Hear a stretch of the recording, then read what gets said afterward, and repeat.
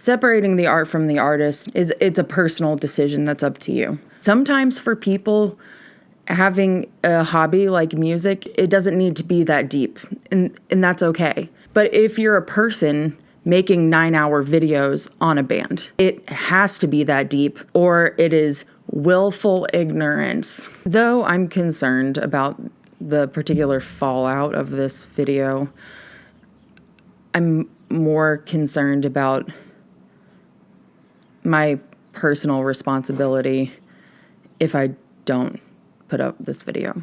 And I sincerely believe in love and peace, but I am absolutely a violent man who has learned not to be violent. All right, ladies, gents, ghosts in sheets wearing wayfarers such as me, let's get demonetized. Hi, I'm Lars, and this is my land. In my land, I get to do pretty much whatever I want. And today, I feel like I just need to talk about the Beatles, two Beatles particularly, and violence. And you're going to listen because it's my land. I'm not nervous. I'm not nervous. Who's nervous? I don't have fun, annoying memos, but please like, subscribe, and comment because you just do not understand how much it actually really does help, and it's completely free. Also, I've made a 7-hour video on the TV show Lost. I have to mention every video. I've done it every time, and I think I'll just die if I don't. Third, if you're like a big Beatles fan or a big Larsland fan, go ahead and get your gold passport, patreon.com/Larsland. That's where I'm able to play all of the music in lots of interviews and do all of the things that Content Daddy just doesn't let me do here, and just a lot of extra insanity from me. But most importantly, like, subscribe, comment if you're nasty. Now, once again, let's just go get demonetized.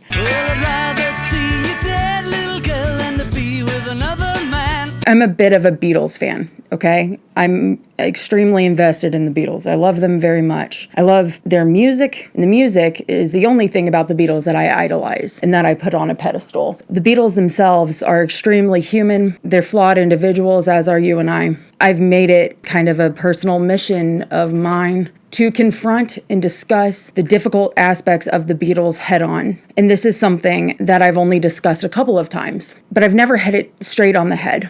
Unfortunately, because of the nature of wanting to get this out, before I just wimp out, take the fish are coming with me leaving, this isn't going to give all of the context and nuance regarding both John and Ringo's backgrounds that can inform abuse, violence, and substance use disorder. Hey, it's me, Editing Goblin.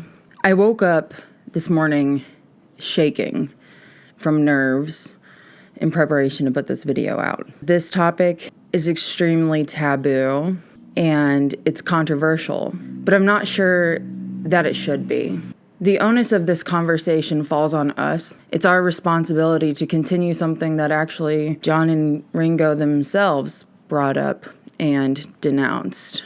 I found that in general, fans are much more defensive of bad behavior of any person than the person themselves, particularly in this situation. The more I've thought about it, I've started to wonder why John and Ringo are more willing to talk about and denounce their own violence than we are, particularly in a situation such as domestic violence, something that plagues a lot of, at least American households. I'll put some stats on screen. Something that has affected me personally. If we're not willing to talk about it, but we're willing to go into the minutia of the Beatles, the history of their hair care, the inches of the heels on their boots, but we're not willing to talk about really big issues, what they did in their darker moments. I kind of trailed off, but if we're not willing to talk about it, but we're gonna talk about all that stuff, what are we even doing here? What are we doing here? So this is a controversial topic, but I won't be ruled by fear in order to make people comfortable. Separating the art from the artist is it's a personal decision that's up to you. So I obviously don't separate the art from the artist, because if I'm going to listen to the music, I'm going to be aware of, not shy away from what happened. I'm being a little bit more vague right now than I will be in just a few minutes because of how this platform treats conversations like this. But if this behavior has sullied you personally on wanting to listen to the Beatles or their solo work, totally fine. I get it. That's okay. I'm not going to shame anyone for that. You shouldn't be.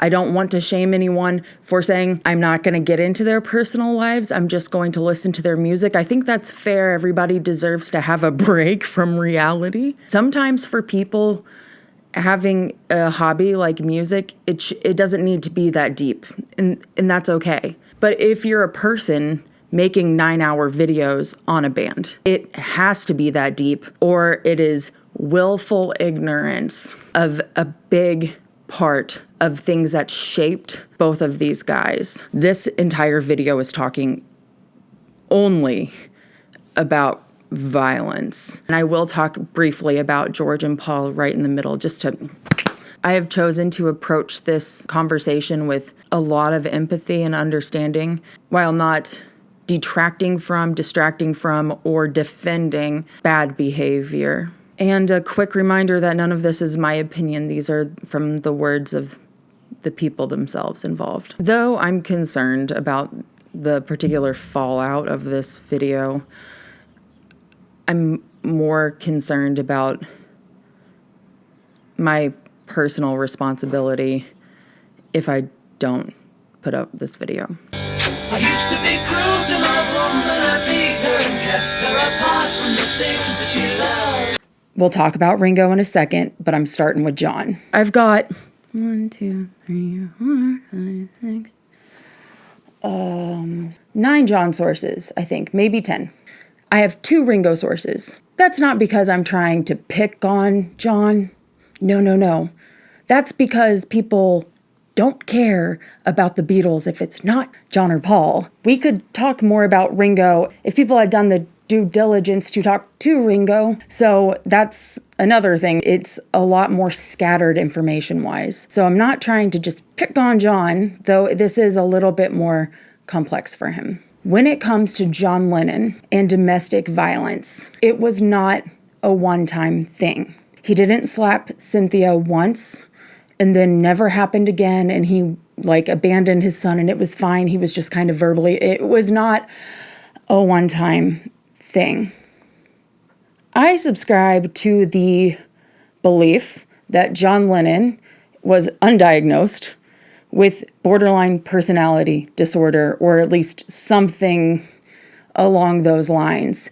I'm not going to describe it very well, so I would suggest you look into it. But it comes from a life, especially during young years, of abuse and abandonment. At a very young age, John was abandoned essentially by both his parents. He was taught or forced to choose between which parent, and there is some conjecture on Mark Lewison's Tune In whether or not this thing happened, whether or not his parents made him choose between, are you going to go with mom or are you going to go with dad? It doesn't really matter if it happened or not because John didn't remember it, but he was told that it did.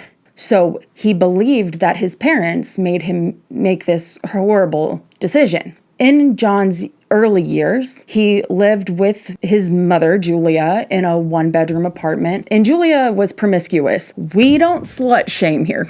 We slut celebrate. I'm married now, but I had my fun. I know, fat people have sex too, but I don't give a shit if children aren't involved. And not saying that John was, no, not saying that. But John saw things he shouldn't have seen. It's something that his Aunt Mimi, Julia's older sister, was very concerned about. And therefore, she took John from Julia. Julia spent time with John in those early years, and then over time, as she got into another relationship and had other kids, another family, she just kind of left her boy alone until they reunited in his early mid-teens. I don't have the exact date in front of me. And honestly, guys, I'm not a John scholar. One thing I can say definitively, and I think this is true for all of us, I've learned more about John on accident than I've learned about Ringo on purpose. And boy, I've tried to learn a lot about that boy on purpose. And he had a wonderful relationship, a complicated, weird, Oedipal relationship with his mother until she died tragically from a car accident walking to Mendip's, John's house. These things were extremely traumatic for John. Obviously. This is from Ray Connelly's Being John Lennon, when he was talking about the choice and all of these things, the abandonment, being moved to Mimi's house. As for John, how much long-term effect did the chopping and changing of guardians and minders during the first 5 years of his life have on him? Did it leave him with a subconscious need for security? How much had he witnessed of the rows between Freddie, that's his father, and Julia, which Freddie would admit had turned violent at least once? And had he been aware and puzzled by what would almost certainly have been going on sometimes between Julia and Dykins when they all slept together? I am shaking right now. I am shaking. Let's take a dee-nee-nee-nee cool down break. Let me put on some lip gloss, I think. Oh, my lips so luscious. The way I spice it up with the Mac brushes. Probably the reason all the boys got crushes. Yes, Miss McClarkson. Down the hallway so they can't say nothing. Okay, that's better. We're going to talk a little bit about John and Cynthia's relationship. We're also going to talk about John's childhood and some other things. So here is from a 1972 interview, but this is from the Beatles Anthology book. He says, I was triumphant at having picked her, Cynthia, up. We had a drink and then went back to Stuart Sutcliffe's flat, buying fish and chips on the way. I was hysterical. That was the trouble. I was jealous of anyone she had to do with. I demanded absolute trust from her because I wasn't trustworthy myself. I was neurotic, taking out all my frustrations on her. She did leave me once. That was terrible. I couldn't stand being without her. I was in a blind rage for 2 years. He's talking about after his mother died. I was in a blind rage for 2 years. I was either drunk or fighting. It had been the same with other girlfriends I'd had. There was something the matter with me. My education was sorely lacking. The only thing we did learn was fear and hatred, especially of the opposite sex. As a teenager, all I saw were films where men beat up women. That was tough. That was the thing to do. Slap them in the face, treat them rough, Humphrey Bogart and all that jazz. So that's the attitude we're brought up with. It took me a long time to get that out. That isn't reality. That being said, Ringo grew up in the Dingle, which is a much more rough and tumble area of Liverpool. And in this book as well, which I didn't pull because I'm a dumbass, he talked about how if someone was beating up like a woman in the Dingle, everybody would go beat up that person. So,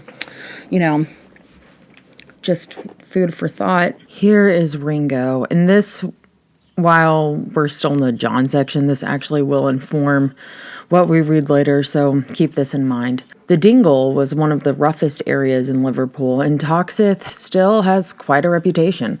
It was really rough. In those days, there were still gangs and fights and madness and robberies, but kids were fine, women were fine, and old people were fine. Nobody messed with those three groups of people. Nowadays, I'm disgusted. They're dragging people off wheelchairs and beating 90-year-old ladies. What absolute cowards. If someone beat up an old lady back then, all the gangs in the neighborhood would come down and find him and beat the fuck out of him. They would not let that go down. I was pretty self-destructive at college, he said in 1980. In 1975, he says, I was a drunk and smashed phone boxes. It was mainly one long drinking session, but when you're 18 or 19, you can put away a lot of drink and not hurt your body so much. At college, I always got a little violent on drink, but I used to have a friend called Jeff Muhammad, God rest his soul, who died. He was a half Indian Arab, and he would be like a bodyguard for me, so whenever I'd get into some controversy, he'd ease me out of it. John's first girlfriend, Thelma Pickles, shared how it was like to be with him. She says, my first impression of John was that he was a smart ass. Smart arse. I was 16. A friend introduced us at Liverpool College of Art when we were waiting to register. There was a radio host at the time called Wilfred Pickles, whose catchphrase was, give them the money, Mabel. When John heard my name, he asked, any relation to Wilfred?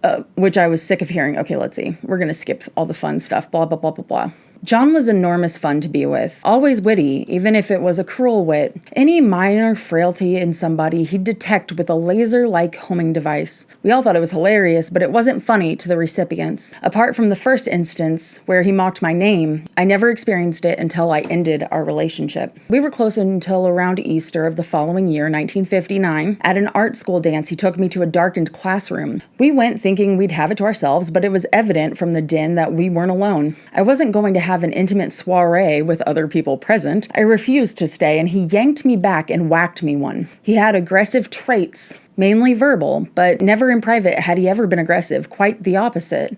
Once he'd hit me, that was it for me. I wouldn't speak to him.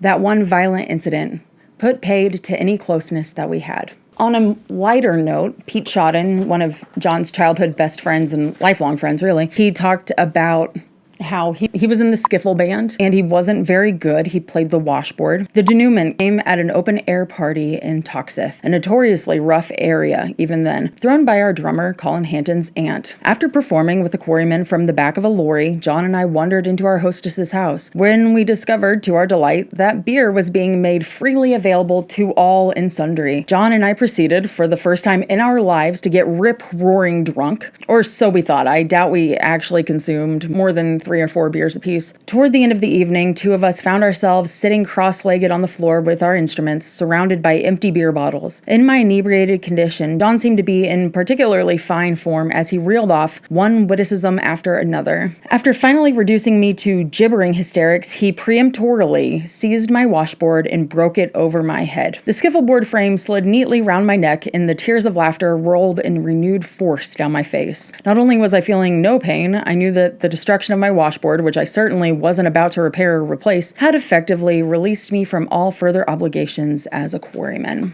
Everything I talk about here are not all examples of physical violence, but that doesn't mean it's not violence. I'm well acquainted with violence. I'm not going to say or trying to insinuate that I grew up in a really violent situation, but I'm a recovering alcoholic. Alcoholism was a big part of my family. Adultery was a huge part of my childhood in a violent way. I saw a lot of examples of this, of a lot of intimidation, so much yelling. I grew to be, in my teens, a really rage-filled person. So I understand that, I mean, it's rooted in absolute, for me, rooted in absolute fear and hurt, but fear for me, and need for control.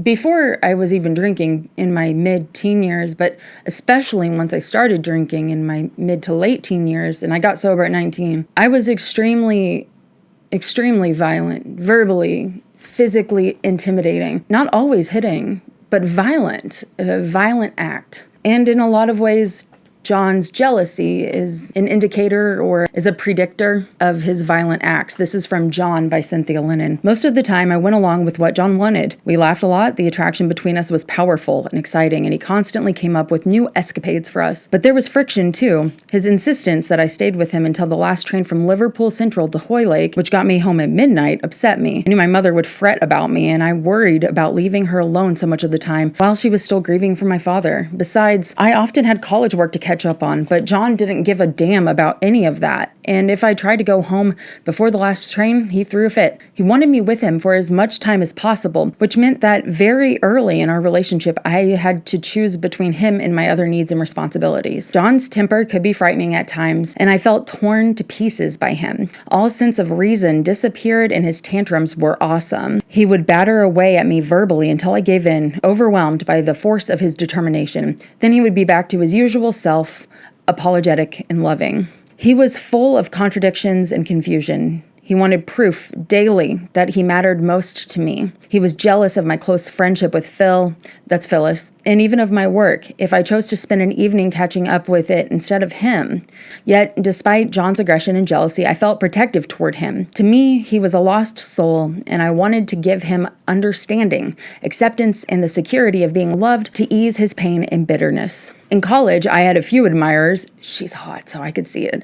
Although I wasn't aware of this until John pointed it out, he was incredibly jealous of any boy who came near me and wouldn't hesitate to warn them off. Not long after we got together, we went to a party at another student's flat. There was plenty of loud music, beer and cider, and we were having a good time until a very tall student I recognized from the sculpture department came over and asked me to dance. Before I could answer, all hell broke loose as John, in a blind fury, launched himself at the guy. The sculpture student was big enough to hold him off with one hand. How big was this guy? But in the end, everyone piled in to pull John away, and eventually we calmed him down. The other guy, baffled by the uproar he had unwittingly caused, apologized for upsetting John and backed away.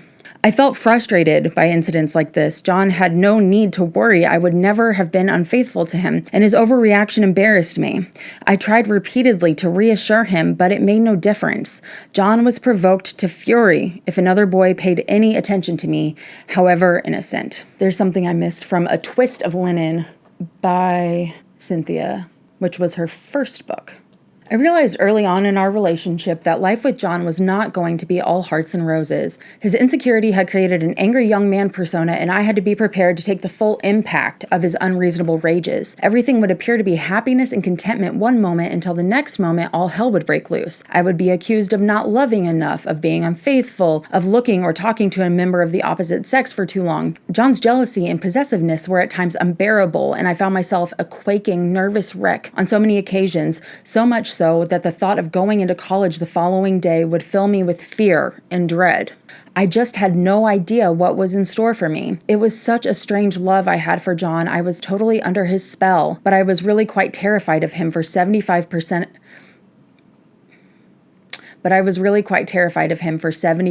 of the time. He tested me to the limits of my endurance. The one thought that kept me going during the time was that if I could last it out, John's faith in human nature would be restored. If he could believe in just one person, he would be well on the way to calming his troubled spirit, and I desperately wanted to see him at peace with himself and the world for his sake and mine. Girl, I can fix him. I can fix him. You can't fix him, okay? You can't fix him.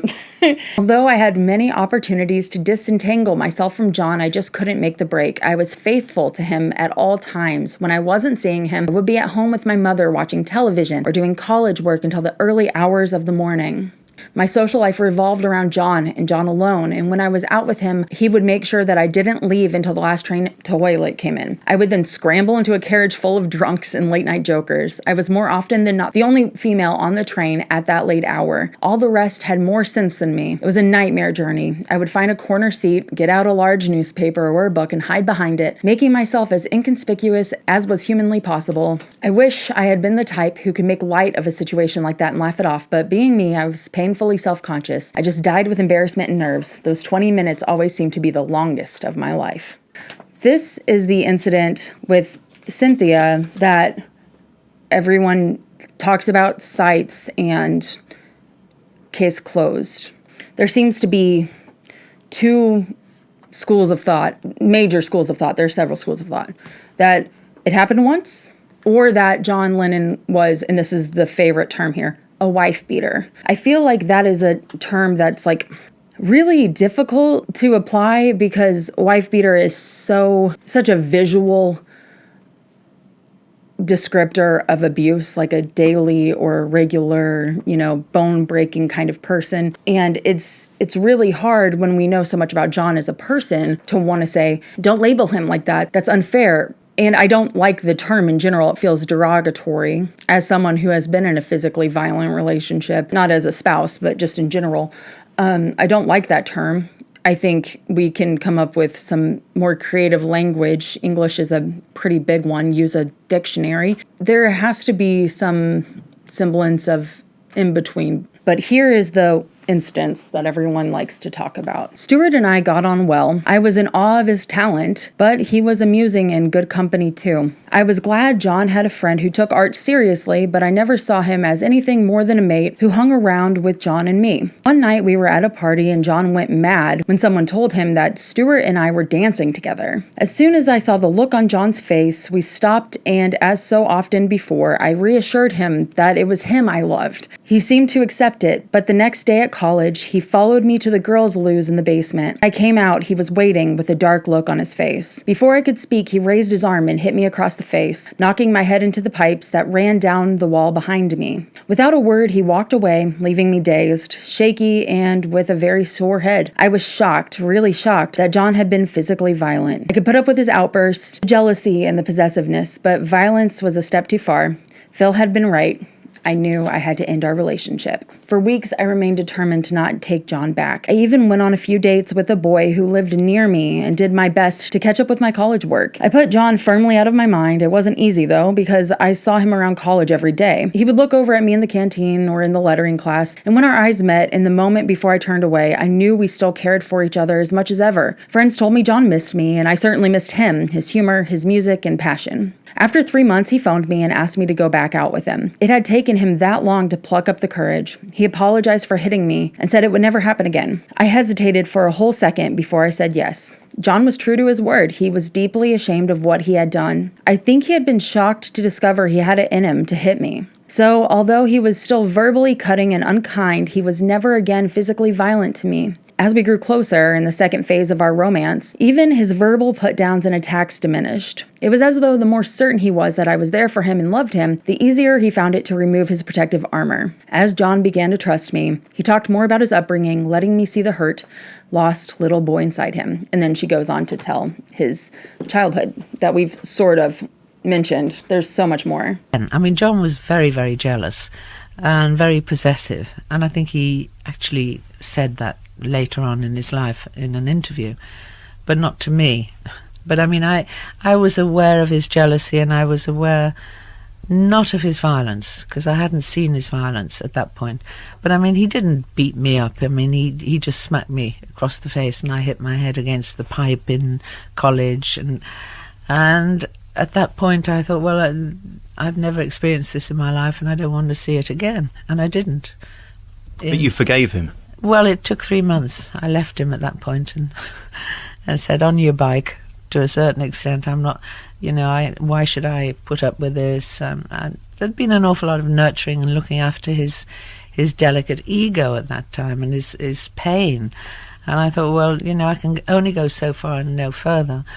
So it took 3 months before he actually phoned me and we got back together again, because I loved him. It's as simple as that.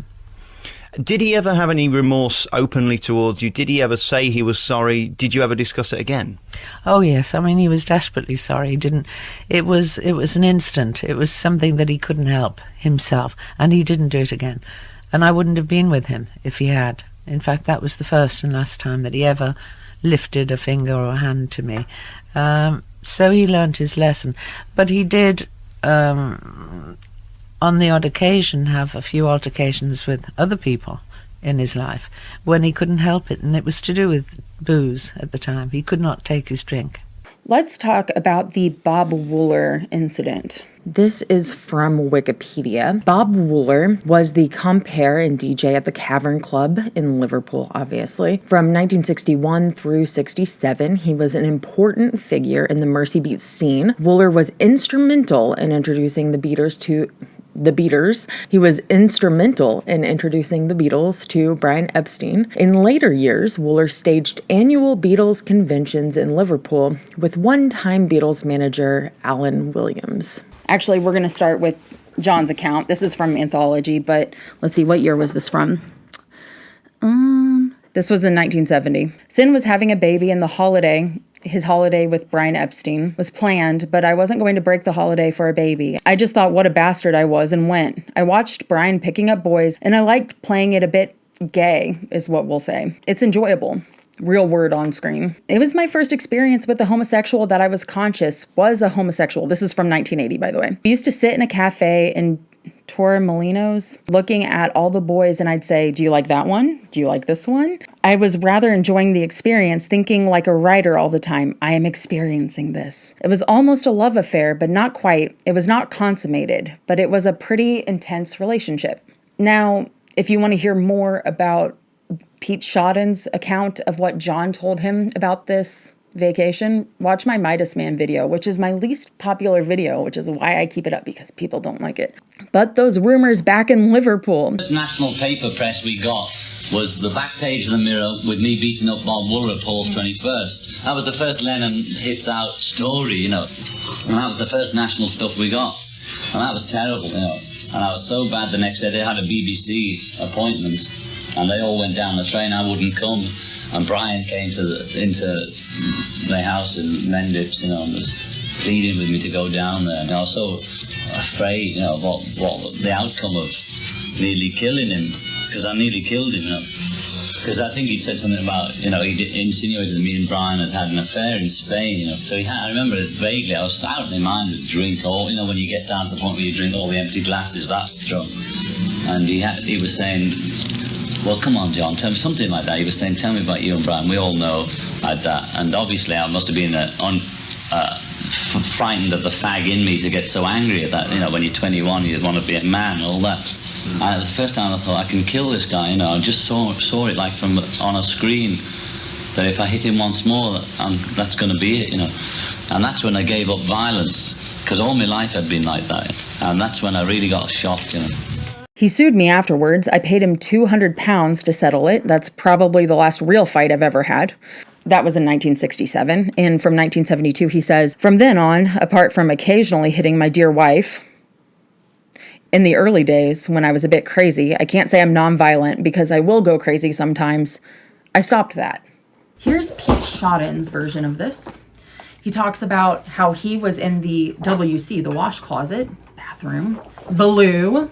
John was nowhere in evidence when I reemerged from the WC, and in my brief absence, the party seemed to have been somehow transformed from a celebration to a wake. Something, obviously, had gone terribly wrong, but I had no idea what, until Bill Turner scooted up to me, shouting, John's just beating the shit out of Bob Wooler. Fucking hell, no, I gasped. How could that be? I've just been gone a minute. Bill directed me to the tent where John was standing on the floor with his head cradled in his hands, shielding himself from the dagger-like stares of his fellow partygoers. You bastard, Lennon, someone spat. Leave him alone, will you? I intervened. Just go and fuck off. Though I had yet to be filled in on the gory details, I figured that there was nothing I could do at that point to help Bob Wooler. The damage had already been done. My number one concern was for John. So, what brought all this on? I finally ventured, once the crowd had dispersed. Oh, that bastard just went too far with me about Brian, John sighed. I guess it was just the straw that broke the camel's back. Already, however, he seemed consumed by remorse. What have I done? He moaned over and over. What have I done? What have I done? Oh, fuck it, John, I said. Just fuck 'em all. It's Paul's 21st, so let's get up and have a good time. By the time we finally left the party at daybreak, John appeared to be having the time of his life. He was so drunk he could barely walk, as indeed was I.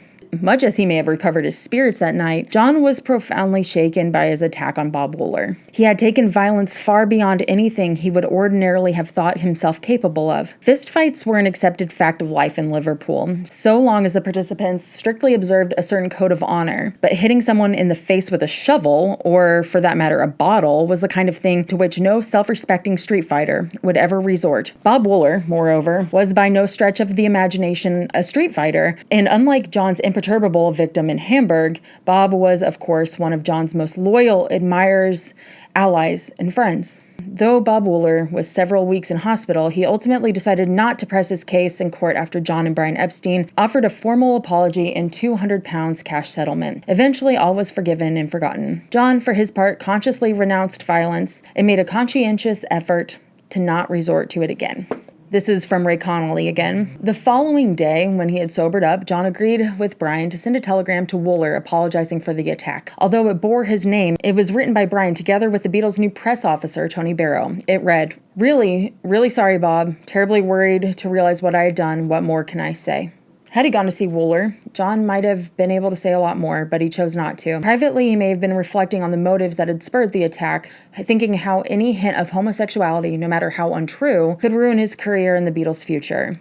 That's the way it was in 1963. Here's a story. This is from The Beatles and the Historians by Erin Torkelson-Weber. During a section about Linda McCartney, there was a footnote, and this is what it says. According to an unsubstantiated account by a female fan or Apple Scruff watching through the window during one particularly contentious 1969 meeting, Lennon drew back his arm to hit a then pregnant Linda McCartney, stopping only when Paul McCartney physically placed himself between the two. Several histories of the group, including MacDonald's Revolution in the Head, have presented this account as fact. However, its unconfirmed status should be acknowledged by those authors who recount the story. While Lennon's life includes a self-admitted pattern of behavior that includes occasional acts of physical violence, including against women, Cynthia Lennon as well as Lennon's girlfriends, Thelma Pickles and May Pang, all describe being physically hurt by Lennon, it should be noted that no other witness, including either Linda or Paul McCartney, ever mentioned the incident. While in certain cases, unverified testimony from a single source can be regarded as fact, from a guide to historical method, the questionable identity of the source means this is not one of those circumstances. I just wanted to mention that to cover my bases. In the 1980 Playboy interviews, they go through the Beatles' discography, naming song title, and John would reflect on it. They say, "Getting better." He says, "It is a diary form of writing." All that, I used to be cruel to my woman and beat her. That's me, because I used to be cruel to my woman and physically. Any woman. You know, I was a hitter. I couldn't express myself, and I fought men, I hit women, I was violent. That's why I'm always on about peace. You see, it's the most violent people that go for love and peace. And I sincerely believe in love and peace. But I am absolutely a violent man who has learned not to be violent and regrets his violence. I will have to be a lot older before I can face in public how I treated women as a youngster. This is from Loving John by May Pang. One thing that I'm just going to mention briefly is a situation where May and John and Harry Nielsen and a few other people were at the Troubadour. And John comes out with a sanitary pad, like a Kotex stuck to his head, and they're all drunk, and they make a big fuss, and then they get in trouble.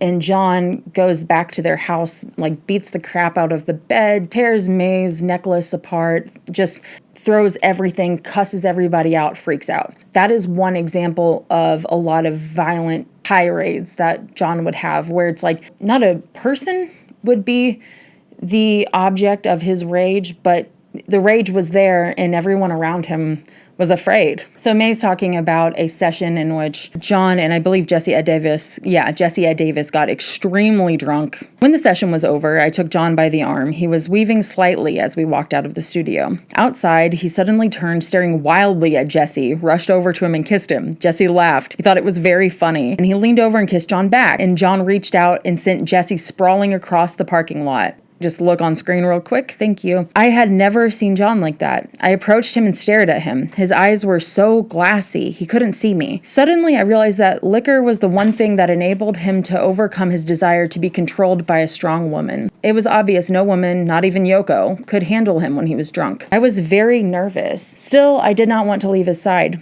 I looked around. Elliot, his assistant, wasn't waiting for us. Spectre and George, by the way, George is not George Harrison, that's George the bodyguard, suddenly pulled up in one car. Roy pulled up behind them. "In here," Spectre said, pushing me into Roy's car while he hustled John and Arlene into the other. "I want to ride with John," I said. "In here," he ordered. "Do what Phil says," John said drunkenly. "No, I want to ride with John."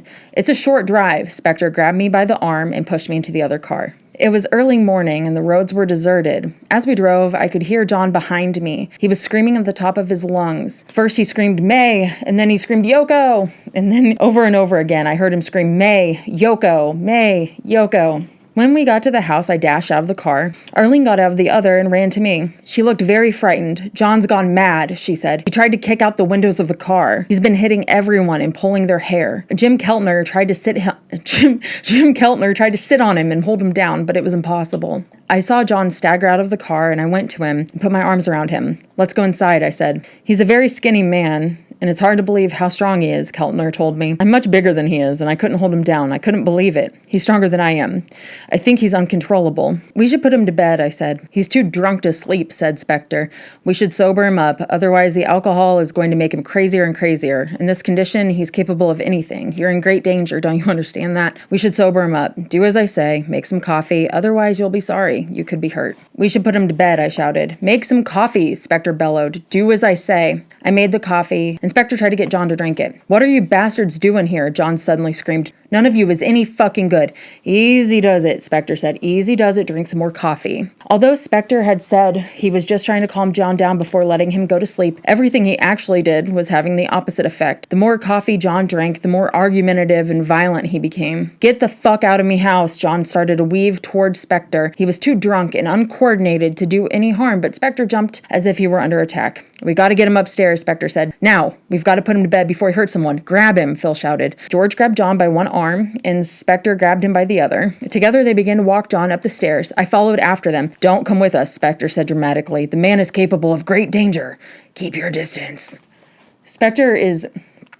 What a man. You know, he's a fascinating creature, I have to say. No matter what Spectre said, I kept following behind them. They got to the head of the stairs, then took John into the bedroom. I followed after them, but Spectre slammed the door in my face. Suddenly, I heard John scream, I can't see, you Jew bastard. Give me my glasses. I can't see. I banged frantically at the door, then I tried to force it open, but someone was standing against it. What are you doing to me? John screamed. Get away. I heard the sounds of a fight, and I knew I needed help. I ran to the phone. Who are you calling? Arlene shouted from the bottom of the stairs. You're not calling the police. Are you crazy? I'm calling Tony King. I need a man here, a man John will listen to. While I dialed Tony's number, John's screams grew even louder. I told Tony that Spectre and his bodyguard were in the room with John, and that John was screaming, and that I needed help quickly. After I got off the phone, Arlene and I stood there listening to the screams. We were both terrified. Finally, Spectre and George, the bodyguard, walked down the stairs. What did you do to him? I called out. He kicked me, George said. We tied him up. Spectre glared at me. He was too dangerous. We tied him up tight so he won't be able to harm anyone, and he'll be able to sleep it off. Until I'm in the morning. Let's go, George. They headed for the door. Good night, Spectre said. By the way, wasn't it a terrific session? After Spectre left, it was quiet for a few minutes. Arlene and I said nothing. We were both too afraid to go upstairs, and then we heard John scream, Untie me, May. Damn it. You better untie me or else. The screaming continued for another 5 minutes. I didn't know what to do. I just wanted to help him, but at the moment I was too panicked. Then I heard John thrashing around, as well as the sound of glass shattering. I knew that John had ripped himself loose and had just thrown something through the plate glass window in the bedroom. Feng Yi, which was a nickname he had for her. Where are you? John staggered out of the bedroom and stood at the top of the stairs. He wasn't wearing his glasses. His feet and wrists had been tied with neckties. He pulled his wrists apart, snapping the ties in the process. 2 ties dangled from his feet. Squinting, John stood at the top of the stairs. Yoko! Yoko! He screamed. Yoko, you slant-eyed bitch! You want to get rid of me? All this has happened because you wanted to get rid of me. He stumbled down the stairs. Yoko, I'm gonna get you! John was lost in a nightmare. His brow was bathed in sweat, and he was literally foaming at the mouth. He began to shake as if he were going to have a convulsion. Yoko, look what you've done to me, he roared. He tried to focus, humiliated and tortured. He seemed overwhelmed by confusion. He stood there, not knowing what he wanted to do. Then he began to moan. It was the sound of a wounded wild animal. He looked at me, but he did not recognize me. He did not know where he was. Yoko, I'm gonna get you, he screamed. He looked at me blindly, then he charged wildly at me. I had never been more terrified in my entire life. John, I screamed. I turned and dashed out the door. Arlene followed after me. As I ran down Stone Canyon Road, a Jeep drove down the road, and the driver jammed on his brakes when he saw me, almost hitting me, but I kept going. Finally, I reached Bel Air Hotel. As I headed for the entrance, I heard John's voice cut through the night. Nobody loves me, he roared. Nobody gives a shit about me. Everybody just uses me. No one cares about me. I hoped no one in that exclusive neighborhood would call the police. We'll skip through some of this. In the morning, I felt John stir. My first impulse was to run. John opened his eyes and blinked at me. Hello, he said softly. Are you all right? I said. Yeah, why? John gave me a kiss and put his arm around me. He did not remember a thing. I got up and made coffee. When he was totally awake, I gently described the evening. Did I frighten you? He asked. I never want to frighten you. He reached over and gave me a big hug. I could see that he was genuinely embarrassed that I had seen him like that, and he was genuinely contrite. I think that this is obvious, and I probably don't need to clarify. Yes, this is a violent outburst, but this is a very sick person. I don't want to say it's okay to behave like that, but this is like someone who is extremely, extremely horribly in the throes of substance abuse. This is alcohol-induced psychosis almost. So I think all of the people around him weren't. This can't fall under the wife beater category, this specific instance, right? Like, this is someone who's like okay, anyway. If I'm not making any sense, then I'm not making any sense. This is talking about a time when David Cassidy was visiting.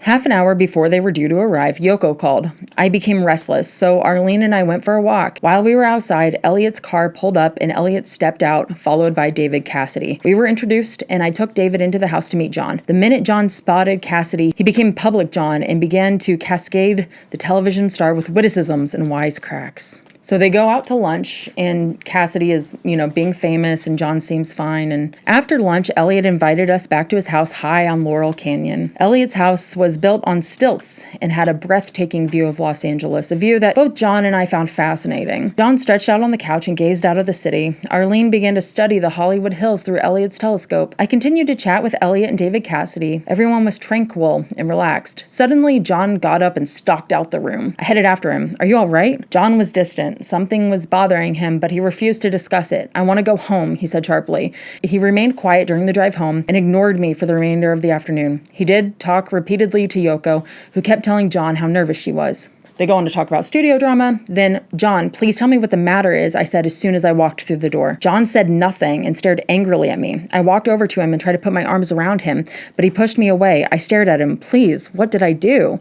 I approached him again, and he shoved me even harder. Then he reached out and grabbed my hair and pulled it so hard my head snapped back involuntarily. John, I screamed, what's wrong? Finally, he let go of my hair and began to pace back and forth. Then he stopped and glared at me again. His eyes were filled with anger. I knew at any second he might explode. He looked as if he might even hit me. You know what you did, he finally snapped. I don't, I cried out. John took a big swallow of vodka. You flirted with David Cassidy. I was stunned. What are you talking about? John began to circle me. You were waiting outside for him when he came to the house today. Then you ordered the same thing he ordered at the restaurant. What does that mean? It means that I always knew you'd cheat on me, and now I have the proof, he screamed. You were flirting with David Cassidy. Your imagination is running away with you, John. I love you. I don't want to cheat. I don't want David Cassidy. Don't lie to me. I can't stand being lied to. I'm not lying, I replied. You're a liar, he screamed. Don't you know who I am? I'm John Lennon. Then John exploded. He reached out and wrenched my glasses from my face, threw them on the floor, and trampled them. On the coffee table, he found the camera that he had bought me and smashed it angrily against the tabletop. He ran around the house, smashing anything that seemed to be in his way. Vases and lamps threw across the room. He attacked the furniture, overturned tables, and knocked down chairs. I stood, stunned and terrified by the outburst. Suddenly, the doorbell rang. Are you all right? Arlene called out. John looked at me, shaking with rage. Tell Arlene to go away, he shouted. I want to be alone with you. I can't send her away. And then she lives here, blah, blah, blah. John ran to me, wrenched my shoulder bag from me, dumped it on the floor, rummaged around until I found the car keys. Send her away or I'll smash the car. Tell Arlene to drive the car away or else I'll smash it. Anyway, she says, take the car, blah, blah, blah. He sounds dangerous. Arlene, please just go. I'll call you. Then when I went back into the living room, John was on the phone. I'm calling Yoko, he screamed. I'm going to tell her everything. John caught Yoko backstage at Kenny's Castaways minutes before her opening night show. When she came to the phone, he shouted, you were right, Yoko, you were right. Then he ordered me to pick up the extension on the other end of the room. Oh my God. May, are you there? She asked. Yes. Listen, May, I told you not to give him any alcohol. You know what happens when he drinks. You were right, Yoko, you were right, John said again. John, Yoko replied, you are drunk. You must calm down. Now I have to give my show. I'll call you later. She hung up. For the following half hour, John kept up a stream of insults and accusations. You are only interested in me money. Did you know the day after you left for Los Angeles, Yoko stopped your salary? You don't have any money. What do you think of that? I love you, John. That's why I'm here. Haven't I tried to help you save money? Before I left, Yoko told me not to spend more than $1,000 on you. She was right. You're a fortune hunter. That's all you are. I like that better than gold digger. Fortune hunter. Sounds like adventurous. I got up and I began to pace. John followed after me, kicking his way through the rubble in the living room, repeating everything he had said before. Where did you get these crazy ideas? He wouldn't let up and seemed to be enjoying his own anger, and his anger seemed to be giving him energy. Again, he was a victim, yet now he believed he was my victim. The more helpless he felt, the more furious he became. Finally, the phone rang. John picked it up. It was Yoko. She had concluded her show. Take the other phone, he ordered me again. I picked it up. Yoko, Tell her that you told me she would cheat, he screamed. Yoko said nothing. Tell her that you told me she was only after me because I was famous. Yoko did not reply. You were right, Yoko. You were right, Yoko. She doesn't treat me like a star. Tell her you told me she was a fortune hunter who was only after me money. She giggled nervously. Oh my God. I didn't know what to do. I knew how complex and paranoid John was. I knew how complex and unpredictable Yoko could be. I was no match for either of them. Yoko told John things as a way of maintaining her authority over him. Perhaps I should have suspected that she would tell John things about me, things that weren't true, that John would still believe in order to keep his idealized image of Yoko intact. I knew John had to believe Yoko was perfect. It was his way of ensuring that he always had the ultimate security blanket to which he could turn in case he needed help. Still, Yoko had discarded John. To manipulate him like that after she discarded him was to put me in danger. I was stunned and sickened by her accusations. Tell her, Yoko. Tell her that you told me all she wanted was me money. Tell her, Yoko, John shouted again. Yoko giggled some more. May, you know how people say things when they're drunk. Tell her. Tell her that you told me all she wanted to do was use me. You see what happens when you feed him liquor, she said. Yoko, you've probably never seen him like this, I replied evenly. I think she's seen him like everything. And if you have, I'm sure you had someone with you to help you. I am here alone, and you know how John can become dangerous. He could hurt himself, or he could hurt me. This is not the moment for you to blame me for things you know I didn't do. Tell her you told me she would cheat, urged John. You were right, Yoko. She wants to cheat. She wants to cheat with David Cassidy. John, you're just drunk, Yoko replied disdainfully.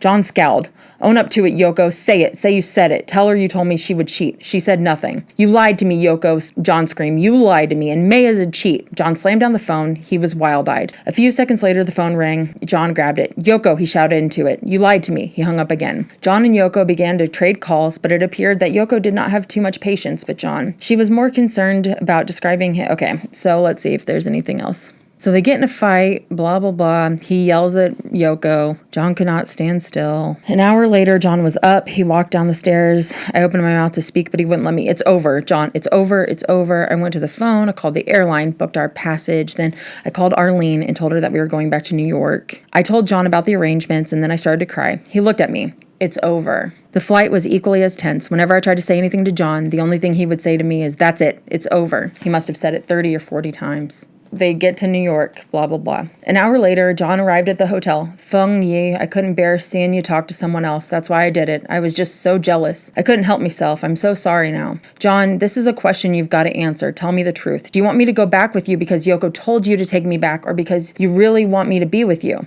This is my decision. John, I'm going back to Los Angeles because I love you, and you know I love you, but I can't go through another scene like the one last night. So I want you to tell me, you know I don't want to cheat, and that I'm not going with you because you're rich and famous. I want you to say the words to me. It's very important for me to hear them coming from your mouth. John cocked his head to one side and said, I know you don't want to cheat, he said softly, and I know you're not going with me because I'm rich and famous. As quickly as we arrived in New York, that's how quickly we left. 2 hours after John got to the hotel, we were on a flight back to LA. So later on, different time, John saw Yoko and he was in a shitty mood, and then they're flying back to Los Angeles. John ordered a vodka, and then she says, you've had enough. I said quietly, please tell me what's on your mind. John turned around and stared at me. There was a furious glint in his eye. How could you do this to me? He shouted. What did I do? I know I shouldn't bring this up. I know it's none of my business, but I can't help it. I can't tell you how much you've hurt me. He ordered another drink. There was a pained expression on his face. How could you do this to me? He repeated as he gulped the drink. Then he put the drink down and he grabbed my arm and slowly began to twist it. He was like a child playing with a toy that he suddenly decided he wanted to break. I let out a scream and tried to pull away. He twisted even harder. I froze and I did not move. I have no right to bring this up, he said again. Say it. Please say it. John opened his mouth to speak, but the words wouldn't come. Instead, he dropped my arm and grabbed my hair, yanking my head back against the seat. He looked very confused. It was the look that overcame him when he was drunk. All the seats in the first class section were taken. I thought I might escape to the tourist section, yet I was afraid that if I got up, John would really explode. Those were the moments with John that filled me with real terror, so I sat perfectly still, not knowing what he would do next. Then he suddenly screamed, Yoko told me something about you, something awful. What did she tell you? Finally, John told me that Yoko had discovered the name of someone I had once gone out with, a man John also knew, and she had described my affair with this man to John. The guy said that your libido wasn't that great, John snapped, wrenching my head back again. John, who was an insanely jealous man, was always deeply threatened by the thought that any woman he had ever loved had ever been with or considered being with another man. I looked around. The people near us were pretending that they weren't listening, but it was obvious that they were, I turned back to him. That was 3 years ago, and I never dreamed you and I would be together. He yanked my hair. Yoko told me that you only slept with him once and you didn't have enough libido. I didn't love him the way I love you, I pleaded. I felt awkward and probably didn't satisfy him. I couldn't look John straight in the eyes, not because I was embarrassed, but because I couldn't bear seeing the deranged look on his face. Yoko wanted to know how I could be happy with a woman who didn't have enough libido. I defended you to Yoko. I told her you had enough libido for me. I told her your libido was fine. I had to defend you to Yoko. I had to keep defending you. I looked at John. My words, as logical as they were, had not gotten through. And automatically I thought back to that moment when Yoko told me that she knew where his deepest fears lay. John had to know that a woman responds differently than men, blah, blah, blah. I'm hurt. What you did hurt me.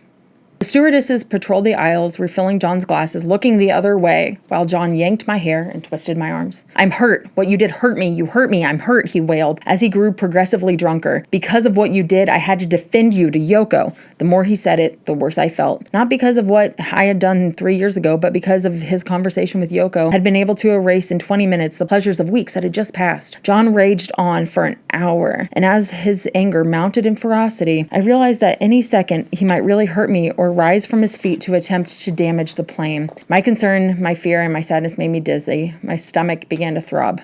John wrenched back, leaned forward, and began to vomit. I grabbed for the vomit bag and put it underneath him. He heaved and literally seemed to be vomiting up his guts, and when he finished, he collapsed against his seat, white-faced, sick, and in pain. So when things kind of relax, he goes, I'm hurt. I'm really hurt.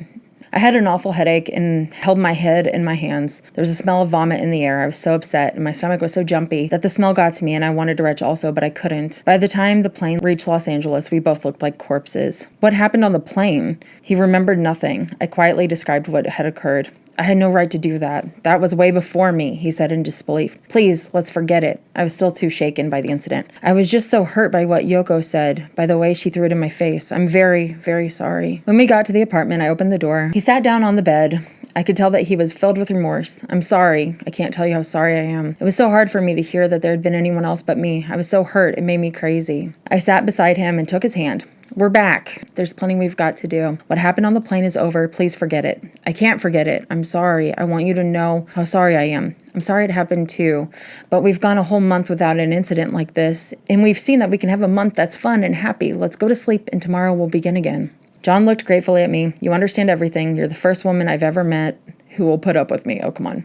John, being with you is much, much better than I ever thought anything could be. I can live with the bad moments. I hate them and wish they didn't happen, but I don't know how to stop them. I'm sorry. He said it, and tears came to his eyes, and John began to weep. Then he began to push back his head against me as somehow he would climb back into the womb. I put my arms around him and held him tight. I was amazed at how moments like this John could regress into infancy, regress into moments of birth, and even attempt to make himself unborn. I cradled him in my arms and rocked him gently until the sobbing finally subsided. Then I got some Kleenex and wiped away his tears. Finally, he calmed down, and we undressed and went to sleep on the broken bed, holding each other gently through the night.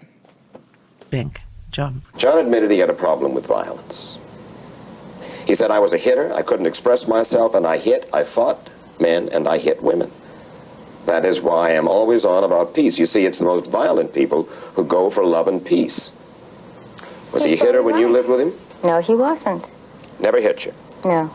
Let's go back to John by Cynthia Lennon. Let's talk about some treatment of Julian. Come on, buddy. This is Jack, by the way. He's basically the channel mascot at this point. He's one of 3 cats, but he's the only one who cares when I film and edit and exist. The other 2 just, they have their own, don't flash the camera, don't flash the camera, don't flash the camera.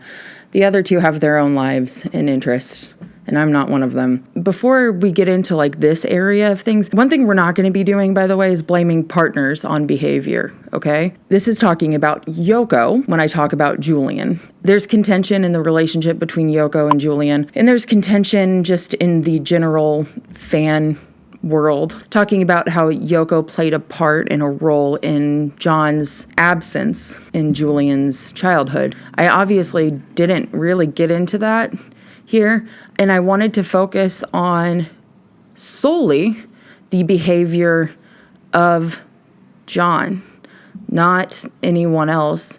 So we're not going to be pointing fingers on partners right now. Ringo and John are whole human beings, okay? They're grown men, and they made their own decisions here. No one made them act like this, so we're not going to be doing any of that right now. The conversation about familial abandonment belongs elsewhere. It's not here. It wouldn't be completely unfair to try to cover that right now when I haven't even pulled quotes or anything. So I would like that to stay, away from the comment section. May was like a big sister to Julian. She knew how to talk to him, and they were at ease with each other, although John was still often distant and awkward. However, Julian had started to learn the guitar at school, so John showed him some new chords, and they enjoyed playing together. Julian's Christmas present from John was a drum machine that played all kinds of rhythms. He loved it, and they tried it out with their guitars. John apparently was gadget mad, and Julian was bowled over by the TV with its separate box for changing channels, the forerunner of today's remote control. It was the cause of the worst moment in Julian's holiday. One morning while May was out shopping and John was sleeping late in the living room, Julian, bored and waiting for his dad to wake up, crept up and started to play with the channel box. Although he tried to do it quietly, the clicks woke John, who leapt up and shouted at him. Julian, shocked and frightened, ran back to his room. From then on, he had to watch John's moods constantly to avoid accidentally provoking him. I was furious with John for putting yet another barrier between himself and his son. It had been a wild overreaction to a minor incident. He could be astonishingly insensitive and cruel. He gave no thought to the consequence for their relationship, which had made Julian ever more wary around him. But none of this stopped Julian from worshiping him, and he was delighted when his father mentioned having him over again in the summer. Another situation. It was with high hopes that Julian flew to the States at the beginning of April. After a few days in New York, John announced that they were all going to Florida on holiday. He sent Julian ahead with a young man named Fred Seaman, his personal assistant, who drove them in a Mercedes station wagon. John told Julian that he'd enjoy the trip with the rest of the family would follow shortly. Fred was friendly and kind, but Julian was keenly aware that his father had fobbed him off. When John and the others arrived a day or two later, Fred was giving Julian a driving lesson. John was furious that he had done this without his permission and shouted at both of them. Julian took cover in the bedroom. For some reason, Julian had no idea why, John decided to celebrate Julian's birthday a few days early by taking the whole family out in a boat with the birthday cake. Things went well until he realized that somebody in a nearby boat had recognized him. Instantly, the party ended, even though the cake hadn't been cut, and they headed for the shores. Julian had his cake at the house, but no alternative celebration. He was delighted with his present, though, a motorbike that John had had delivered to our home in Wales a few weeks earlier. John's erratic behavior around Julian continued, fun one moment and then violent anger the next. And he could be like this with Sean, too, reducing the little boy to tears of terror. Fred Seaman, or sometimes Yoko, would act as a buffer when John lost his temper. Julian was constantly on tenterhooks, sensing that an eruption was coming and retreating to his room in hope of avoiding it. One incident in particular did lasting damage. The whole family had been having fun, making Mickey Mouse pancakes and fooling around when Julian giggled. John turned on him and screamed, "I can't stand the way you fucking laugh. Never let me hear your fucking horrible laugh again." He continued with a tirade of abuse until Julian fled once again to his room in tears. It was monstrously cruel and has affected him ever since. To this day, he seldom laughs. One thing I didn't get into here but should have, even though John had a lot of moments of treating Julian and, Jesus Christ, Sean poorly, he was trying really hard to be a good parent. I mean, I should have, but I didn't. And like I said at the beginning of this, there's a lot of context missing. John spoke regularly about how he wanted to get it right with Sean and that he screwed up with Julian and he wanted to be a good father with Julian. So he was trying, particularly when he got with May, he was able to reconnect with Julian. Clearly, all of those accounts show someone who has been through a lot and really struggled with a lot of things and had a difficult time. Someone who definitely needed some mental health help. We hear from John himself that he was trying to improve and his life was cut tragically short. So his ability to have the redemption arc, as it were, that Ringo has had did not happen. And I shouldn't say the word redemption arc. That sort of implies that the Beatles are fictional characters and that the redemption arc was written into Ringo's story where he put in the work to do so. It can't be overstated that John didn't have time to continue to work on these things. He was working on trying to be nonviolent. The quote from the Playboy interview is played like 3 or 4 times in this.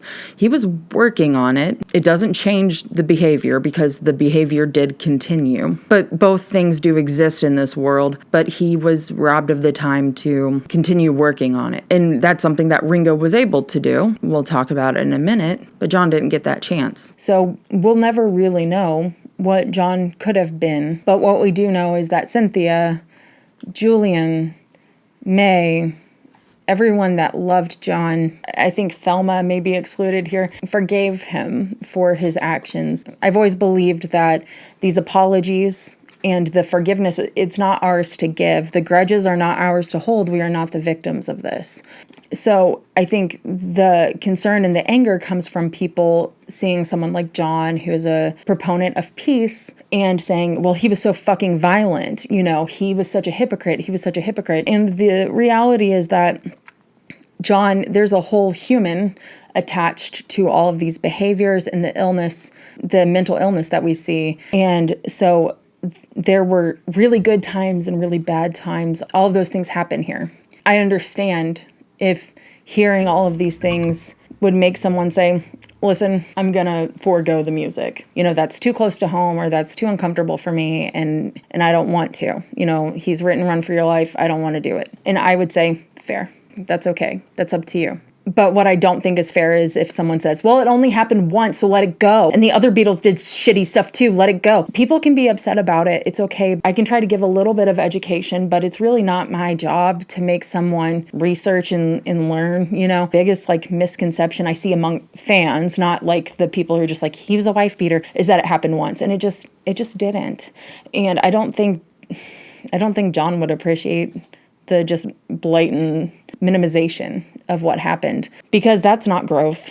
That's just sweeping it under the rug. If you leave me, I will follow you and bring you back where you belong. This isn't a contest between who's the worst Beatle. Like, Paul and George they have all kinds of stuff to talk about. F in the chat to Acne, seriously. But I just want to say that I'm about to cover almost nothing about the McCartney-Mills divorce. And that's not because I'm trying to dismiss entirely any sort of allegations in the McCartney-Mills divorce. So I don't want people to think that I'm trying to paint Paul as an angel that never did anything wrong. That being said, I know very little about this situation, and I know basically like the Wikipedia version, and I've read a little bit about the judge's ruling on it, but it's so contentious in the way that Ringo and John both went out and said, we did this, we did this, we did this. Nobody disputes what they did, and the accounts are so wide-ranging on those that it's not a matter of did they do it, it's a matter of, you know, when they did it and how much. With Heather Mills's accusations toward Paul, which there's a lot of dispute toward her credibility, not regarding domestic violence, even like regarding everything she said. And I'm not in the habit of not believing victims, because I've been a victim. We're not going to share that. So, I don't make a habit of this, right?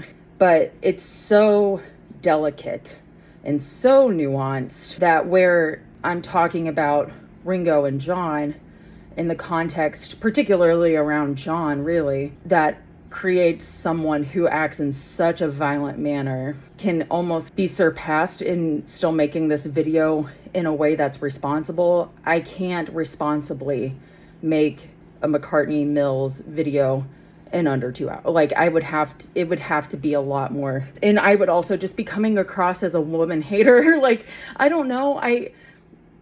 What I know isn't great. Like, and it's just, I'm not ready for it. I want to be responsible, and I wouldn't be responsible. And this video is about certain undisputed violence. So don't think that Paul and George are angels, or that I'm trying to paint them that way, because if this was about cheating on your girlfriends or infidelity, adultery, like this would be we would be woo. I mean, just go watch the White Album video. Paul, there's a lot to talk about with Paul, okay? And George, I can't, okay? I can't. But like there's a lot to talk about. But that's not this video. So we're talking about physical violence, which there were comments and conversations of physical violence with Paul's marriage and divorce with Heather Mills. And I have an issue saying those were dismissed by a judge, because I feel like the court system is really not fair to women most of the time. So I don't want to say, well, it was dismissed, so it didn't happen. That's really black and white, and I don't want to perpetuate that mindset. But frankly, I don't think I'm equipped to have that conversation. So I know that there are accusations of Paul like shoving Heather in, I think, stabbing her pregnant belly with a fork. It was actually a broken wine glass. This is from Wikipedia, but I went ahead and included a link in the description of the judge's rulings regarding the McCartney-Mills divorce. And you can, have some light bedtime reading if you want. It is, I was going to try to read, and I was like, no, we're not doing it. I, once again, don't know enough about it, and sincerely am not equipped to have that conversation right now. So I wanted to mention that. George also slapped a girl that John was dating at one point. Well, how come you say you will when you won't? Say you do, baby, when you don't. This is from Ringo with a little help by Michael Seth Starr. It was an early October morning in 1988 when Ringo and Barbara finally hit rock bottom. That's Barbara Bach, Ringo's wife. They're both really struggling with alcoholism and substance use. They had been drinking around the clock for several days, a disturbing pattern that never ended well. I came to one Friday afternoon, Ringo recalled of a particular drinking bout, and was told by the staff that I had trashed the house so badly they thought that there had been burglars, and I had trashed Barbara so badly they thought she was dead. And their drinking was now becoming more public, and people were taking notice. The People, a British newspaper, reported that earlier in the year, Ringo and Barbara had a typical public punch-up in front of guests at a Jamaican hotel. They watched in amazement as the angry pair stood 20 feet apart lobbing, sorry, it's not funny, but like lobbing, it's a little funny. While this is a difficult topic, I do make some stupid jokes, not to minimize anything, especially when I read about Ringo and Barb. There's one instance that is so bizarre that it's almost comical, and I laugh during it while I read it multiple times, and I wasn't trying to minimize the situation at all. I'm concerned that it comes off that way. But I laughed. Lobbing bottles at each other, then swooped and started slapping each other.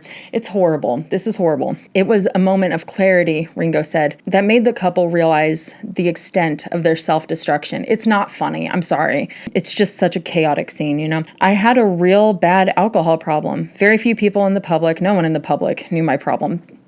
Buddy, yes, they did. We could hide it from them. We could go out and put the bow tie on, and we would wave to the cameras, and they'd say, there he goes, good old Ringo. But we'd be maintaining at those moments. We'd be dashing home right after it. Barbara decided to have a taste too, and got gripped in the madness. Of course, there was one moment of clarity. It was a Friday around 3 o'clock in the afternoon. Barbara had been talking about rehab. This was just the end of the line for me. I'd had enough, and had caused a lot of damage. I'd come out of a huge blackout. I said, you've got to get us into one of those places. We need help. And she did. Within hours, they were on a plane headed to Sierra Tucson Rehab Center, located in Arizona desert near the Santa Catalina Mountains. We went into rehab because we needed desperately a change, Barbara said. I got used to living at the bottom, but you get to a point where you realize this isn't living. Ringo's alcohol addiction was so strong that he drank himself into oblivion on the flight to Arizona. I landed drunk as a skunk at the clinic, he said. I drank all the way and got off the plane completely demented. I thought I was going into a lunatic asylum. I thought I'd gone too far and they were going to put me away in a little cell and forget about me. Instead of that, they put their arms around me and loved me and told me it would get better. Give us a chance, they said. With God's help, a day at a time, it certainly has. The 5-week course of treatment reportedly cost $35,000 per person. Upon their arrival in Sierra Tucson, Ringo and Barbara were put in separate rooms with no televisions or phone. That's how mine was too. 8 days in, I decided I'm here to get help because I know I'm sick, Ringo said. And I just did whatever they asked me. And thank God it's what pulled me through. That's what I did too. It was not fun, but I just was like, I'm going to die if I keep doing this. About halfway through their stay, word about Sierra Tucson's, news to, and they were being treated for alcohol, Ringo and Barbara were given no preferential treatment, until I got to the clinic. I didn't realize I was from a dysfunctional family, Ringo said later. We had parties. Everyone gets drunk and passes out, and that's part of my life. My mother always told me that when I was 9, I was on my knees crawling drunk. A friend of mine's father had all the booze for Christmas, and we decided to try all of it. I don't remember too much. That was my first blackout. You always think you're witty on alcohol and cocaine. You think you're so witty, and you decide to tell the same story over and over and over again to the same person. I meet people now, and I think, God, was I like that? And a little voice inside says, yes, you were. According to the People, doctors at Sierra Tucson warned Ringo that his liver was enlarged from his drinking and that his heart was damaged because of his drug use. Barbara was told that her liver, too, was damaged from alcohol abuse. Ringo and Barbara's close friends were astonished at the couple's visit to rehab, but Linda McCartney said that she and Paul knew about Ringo's addiction to the bottle for years, but were afraid to say anything. We were only too aware that Ringo and Barbara were wrecking their lives, but we dreaded what would happen to the friendship we so cherished if either tried to intervene. There was nothing we could do about it. Get very safe in the clinic, Ringo said. I didn't want to leave. I didn't know if I could handle it. If any of my friends can't deal with me being sober, then I just don't bother them, because for me to live is more important than a friend getting uptight because I won't have a drink. If I go to a party now, Barbara and I usually leave around 11:30 when everyone starts to get rocky. Your life is completely changed around. Here's the thing. From The Independent, where is it? Get over here. The big misconception with Ringo was that he abused Maureen as well. He didn't. There's no source of this. Ringo never said it, and he's not afraid to talk about what he did wrong. You know, he just kind of says it. His kids never spoke out about it. Maureen never spoke out about it. No one says anything except for that his alcohol abuse was so significant. He was acting like this craziness, like attempting to hurt himself, all kinds of things, while blackout drinking in the 60s and 70s. He was really struggling during all of this was happening then with Maureen and with Barbara. I mean, the alcoholism was so severe. That's what really started this rift in the marriage. Regular infidelity didn't start with Ringo until after he moved to the US, where he had an affair with Chris O'Dell. However, in their divorce agreement, he said that it was with Nancy Lee Andrews, who was his girlfriend at the time, a long-term girlfriend for a while in the 70s, because saying Chris O'Dell would be kind of like going against the family. So they decided to keep that under wraps. But here's from this 1995 article from The Independent. He has been, by his own admission, a drunk, a wife beater, and an absent father. His first wife, the wife of his Beatles years, died painfully of leukemia in January. More recently, his only daughter, Lee, now 24, has had surgery on a brain tumor. For Ringo Starr, now 55, life without the Beatles has not been easy. He has been dogged by personal tragedy, much of it self-inflicted. What I didn't get around to explaining properly right here is this article from The Independent says, all in the same plump, that he's an alcoholic, that he's a bad father, blah, blah, blah. And I believe that because of the order of these things, people immediately assume that this was about Maureen. But he had just recently admitted that he had beat Barbara.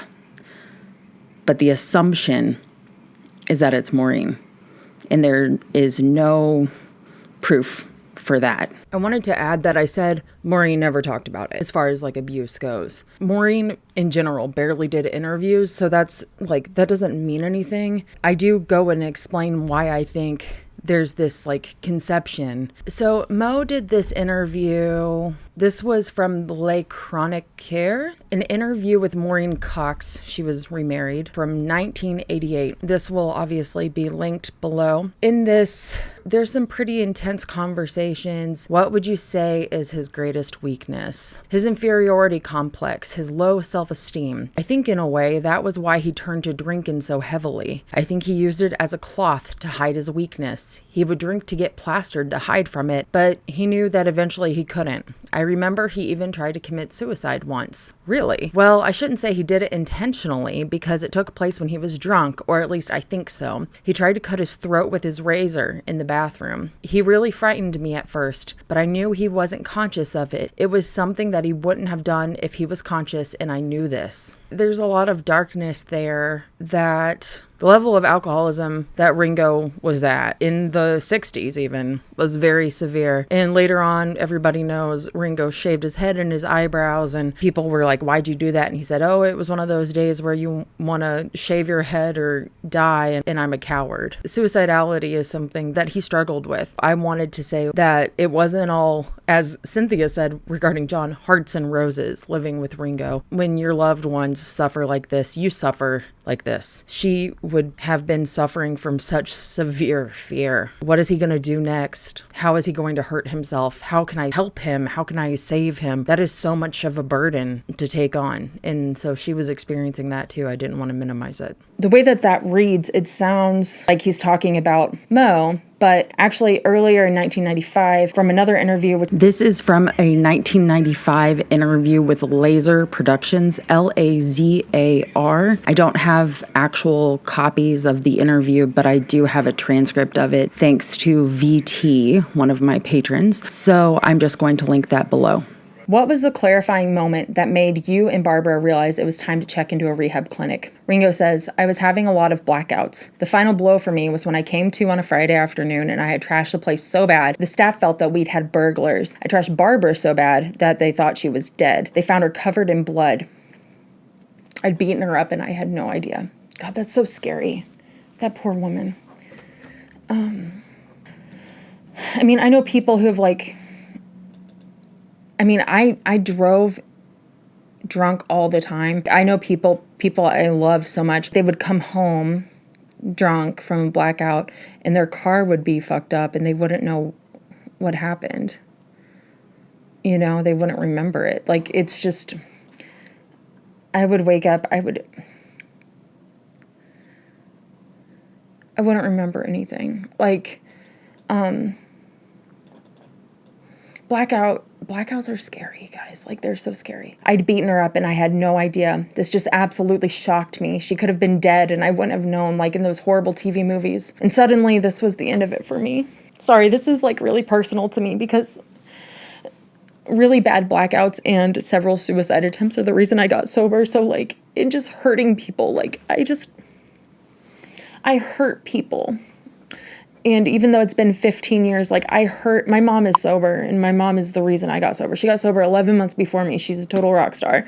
And, I can't share these things without, hurting my family.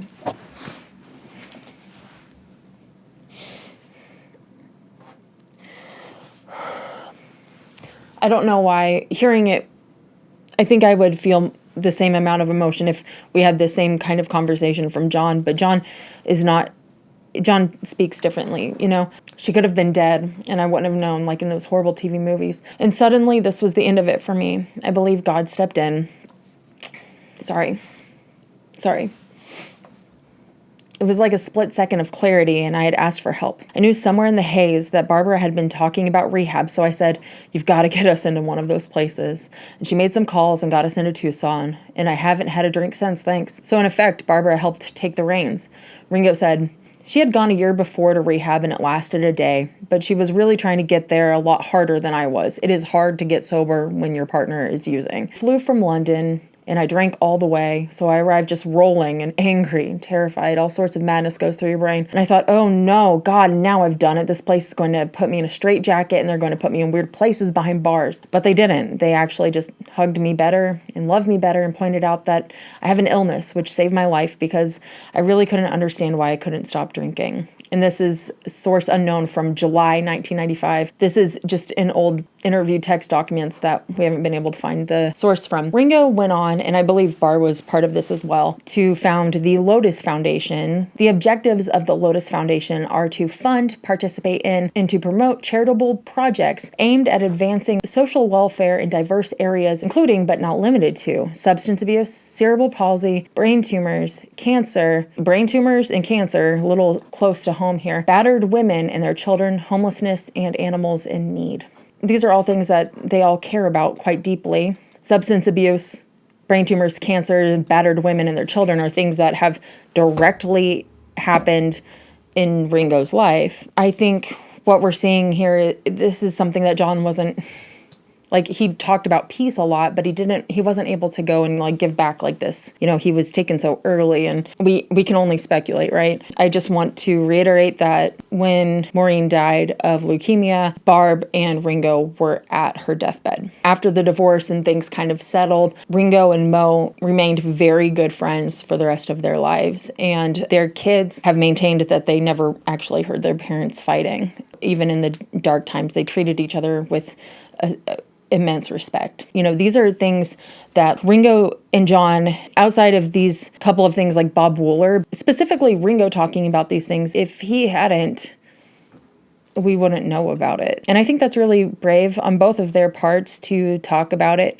denounce it, explain this is what can happen from substance abuse or anger issues or being broken and not being willing to like work on yourself, because this is what both of them were saying. And someone had to hear these things from these men like the Beatles saying these things and denouncing themselves and saying, I can't believe I have such remorse for how I abused the people I love. Someone had to have heard that and thought, I need help, or it changed their opinions. I'm positive that somebody heard John Lennon say these things and that it was able to help them. But I am not able to forgive John. I'm not able to forgive Ringo. I will say that I believe Ringo and Barb being so adorably attached to each other, now FaceTiming each other and singing at each other while he's on tour right now, pretty obvious that they put in the work. I commend them for getting sober together and staying sober together.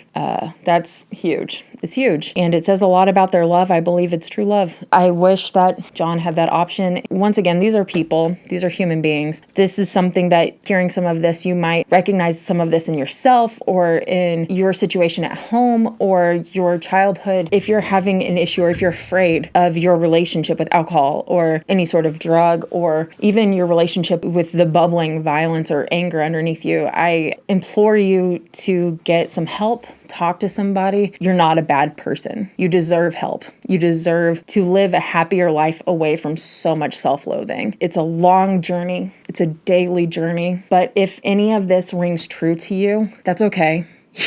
You're super duper not alone. It doesn't have to be some debilitating alcohol issue. You don't have to trash your house or twist someone's arm behind their back to feel like I'm losing the battle against this thing and I need help, and you deserve help. If anybody was feeling that way. So I hope that I didn't tank my career with this one, but there it is. Them's the bricks, baby. Now go get your gold passport. Patreon.com/LarsLand. Patreon.com/LarsLand. Go get your gold passport. All right, like, subscribe, comment if you're nasty, which means dirty, sexy, down to, okay. Anyway, nasty, like, cool if you're nasty. I love y'all so much, truly. And y'all come back now, you hear?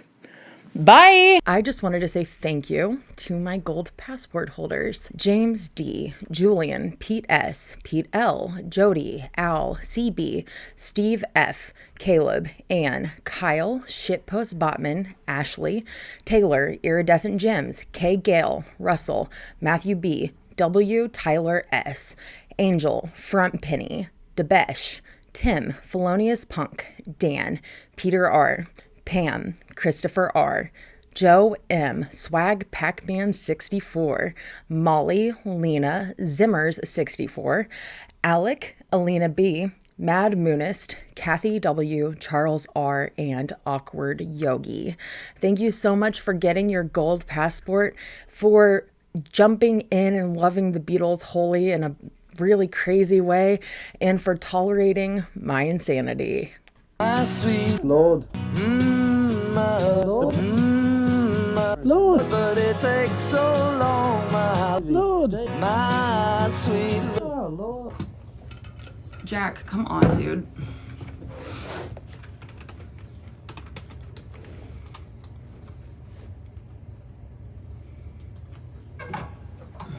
Come on, dude. I can't. I just can't. I just can't with you right now. You've gotta go find something else to do. You've gotta go find something else to do. I know, it's hard being a kitty.